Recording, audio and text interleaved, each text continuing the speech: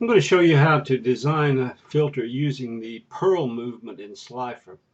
Well, I say pearl movement, this is actually frequency sampling manipulation for handcrafting. I have here a CPIG plot, which at the moment has part of a template on it.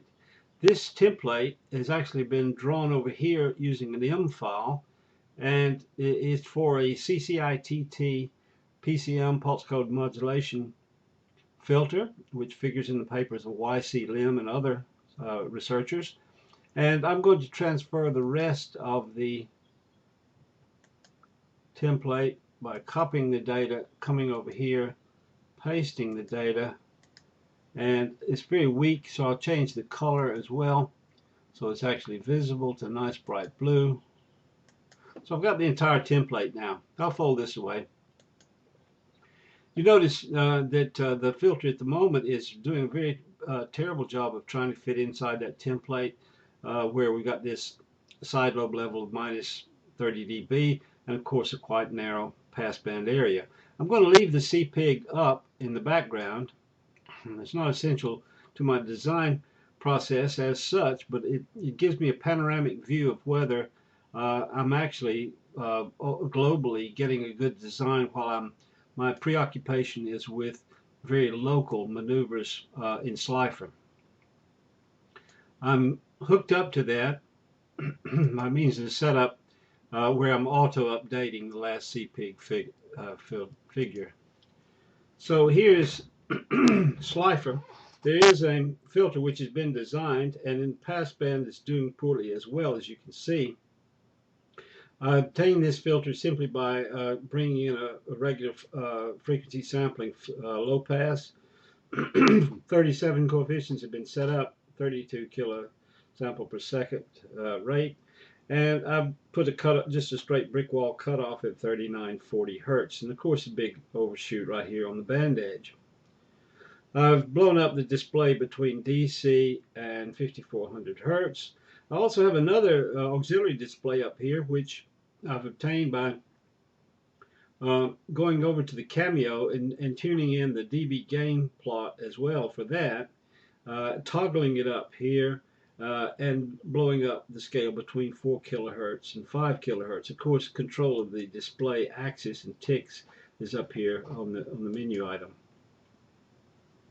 So I need to set about bringing this thing under control. The first thing I don't like is this big overshoot, so I'll just grab one of these pearls. Here's this one, so-called M equal 4, and just bring this thing down quite dramatically so it's down in this region here, and blow up the scale by typing this to 0.5, and now I've got a little bit better view of the playing field here. If I go to the DC sample and move it, I know that I want to get something roughly like an equiripple filter in this window here, because unfortunately I'm not going to be able to make use of all this headroom that I've got in this template, because the narrowest part of the template is dictating things quite strongly, and I don't have a high number of coefficients, and therefore the spacing between frequency samples, which are shown by these grid lines here, is about 864 hertz. Anyway, it's 32 kilohertz divided by the number of coefficients, which is 37.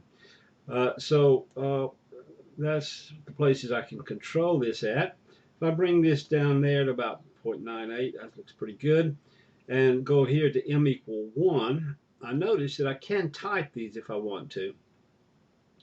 The slight difference is that I'm moving and visualizing this thing in dB, and this is actually calibrated in amplitude terms, but this shouldn't bother me very much. I'm basically looking for the good look of the thing. I'm now bringing this one down vertically. I want to come down to about there, about 0.987. Let me round that off to exactly 0.987. I can do that over here just by typing that like so. You can see the spacing, the frequency sample, 864.8 hertz or so. Okay, now I'll move to the next one, which is seems to be a bit low, so I'll bring this one up to about, let's see where I can get it to. shade more. I'll round this off to 1125 maybe. So it's doing a pretty good job of fitting in here. It's not still perfect in the passband. I'll hold this M=3 sample in reserve in case I need to do some fine tweaking in a moment. So turn my attention back to this one I moved grossly a while ago. I'm going to go deeper to see where I actually want to move this thing. So I've changed this scale. And instead of just moving vertically, which is the traditional case with frequency sampling, I'll change my freedom in that regard to full freedom.